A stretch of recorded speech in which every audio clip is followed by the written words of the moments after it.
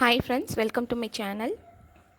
இன்றைக்கி நம்ம ரொம்பவே சாஃப்டான டேஸ்டியான ஸ்வீட் ரொம்ப குறைஞ்ச விலையில் ரொம்ப ஈஸியாக ஒரு 10 நிமிஷத்துக்குள்ளே எப்படி செய்கிறதுங்கிறத பார்க்கலாம் ஃப்ரெண்ட்ஸ். இது அப்படியே பேக்கரியில் கிடைக்கிற ஸ்வீட் மாதிரியே இருக்கும், ஈஸியாகவும் செஞ்சிடலாம். வாங்க எப்படி செய்கிறதுன்னு பார்க்கலாம். இது போல் இன்னும் நிறைய ரெசிபிகளுக்கு நம்ம சேனலை சப்ஸ்கிரைப் பண்ணி கூடவே பெல் பட்டனை கிளிக் பண்ணிக்கோங்க ஃப்ரெண்ட்ஸ். ஃபஸ்ட்டு ஒரு கடாயை அடுப்பில் வச்சு 1/4 கப் அளவு நெய் சேர்த்துருக்கேன். நெய்க்கு பதிலாக டால்டா இல்லைன்னா எண்ணெய் கூட சேர்த்துக்கலாம் ஃப்ரெண்ட்ஸ். நான் இன்றைக்கி நெய் தான் சேர்த்துருக்கேன். நெய் மெல்ட் ஆனதும் அதில் 3/4 கப் அளவு மைதா மாவு சேர்த்துருக்கேன். 1/4 கப் நெய்க்கு 3/4 கப் அளவு மைதாங்கிறது கரெக்டான ரேஷியோ ஃப்ரெண்ட்ஸ். நீங்கள் எந்த கப்பில் நெய் மெஷர் பண்ணுறீங்களோ அதே கப்பில் 3/4 கப் அளவு மைதா மாவு எடுத்துக்கோங்க, கரெக்டாக இருக்கும். இதை ஒரு 2-3 நிமிஷம் நல்லா ஃப்ரை பண்ணிக்குவோம். மைதா மாவோட பச்சை வாசனை எல்லாம் போகணும். இது ஒரு 2 நிமிஷம் ஃப்ரை ஆயிடுச்சு. இதை எடுத்து தனியாக வச்சுக்குவோம், இது இருக்கட்டும். இப்போ சுகர் சிரப் செஞ்சுக்கலாம். 1 கப் அளவு சுகர் எடுத்திருக்கேன். அதுக்கு 3/4 கப் அளவு தண்ணி சேர்த்துக்குவோம். சுகர் நல்லா கரையட்டும். நான் 1/4 கப் அளவு நெய் சேர்த்ததுக்கு 3/4 கப் அளவு மைதா சேர்த்துருக்கேன். இது 1/2 கப் மைதா எடுத்திங்கன்னா 1/2 கப் அளவு நெய் சேர்த்துக்கோங்க. நீங்கள் எந்தளவு குவான்டிட்டி அதிகமாக எடுக்கிறீங்களோ அதுக்கு இந்த ரேஷியோவில் மெஷர் பண்ணி எடுத்துக்கோங்க ஃப்ரெண்ட்ஸ், நெய்யையும் மைதாவையும். சுகர் நல்லா கரைஞ்சி பாருங்கள், 1 ஸ்ட்ரிங் கன்சிஸ்டன்சி வந்துருச்சு. இந்த மாதிரி இருக்கணும் பாகுபதம். இப்போ ஃப்ளேமை குறைச்சி வச்சுட்டு நம்ம ஃப்ரை பண்ணி வச்சுருக்க மைதா மாவை இதில் சேர்த்துருவோம்.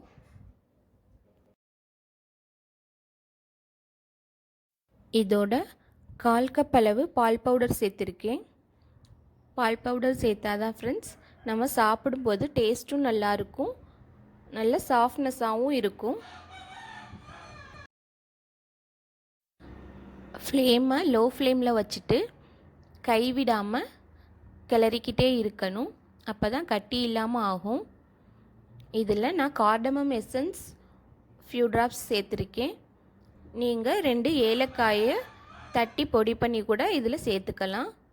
ஏலக்காய் பொடி வச்சுருந்தீங்கன்னா ஒரு 1/4 டீஸ்பூன் சேர்த்துக்கலாம்.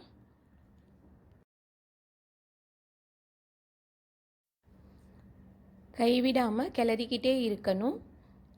திக்கான கன்சிஸ்டன்சிக்கு வர்ற வரையும் நல்லா கிளறிக்கிறணும். ஸ்வீட் ரொம்ப சாஃப்டாக வேணும்னா இந்த கன்சிஸ்டன்சியில் அடுப்பை ஆஃப் பண்ணிக்கோங்க.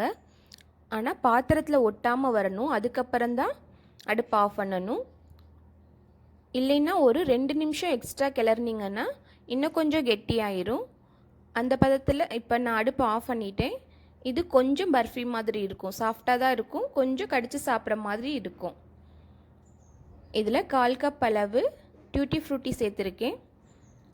நீங்கள் நட்ஸ் கூட சேர்த்துக்கலாம். பாதாம் முந்திரியை திருவிட்டு இதில் சேர்த்திங்கன்னா இன்னும் டேஸ்ட் ரொம்ப சூப்பராக இருக்கும்.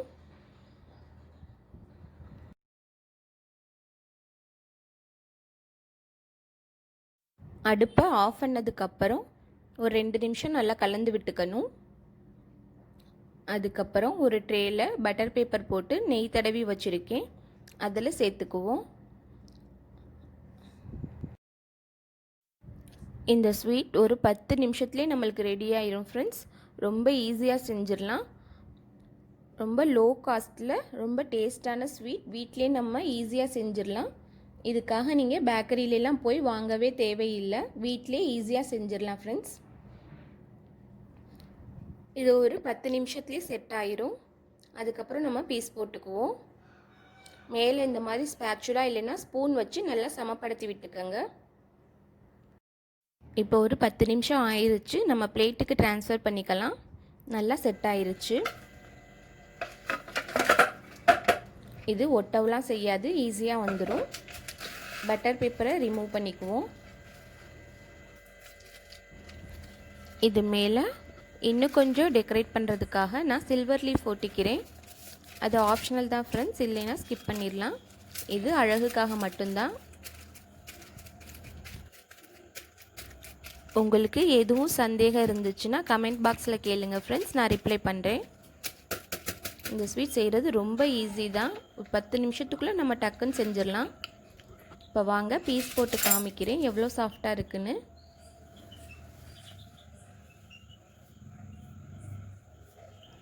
உங்களுக்கு எந்த ஷேப்பில் வேணுமோ அந்த ஷேப்பில் கட் பண்ணிக்கலாம் ஃப்ரெண்ட்ஸ்.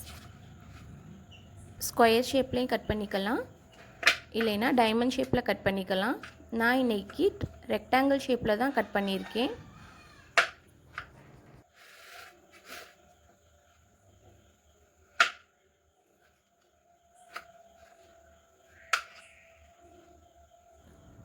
அவ்வளோதான், ரொம்ப ஈஸியான சாஃப்டான ஸ்வீட் வீட்டிலே ஈஸியாக ரெடி பண்ணிட்டோம்.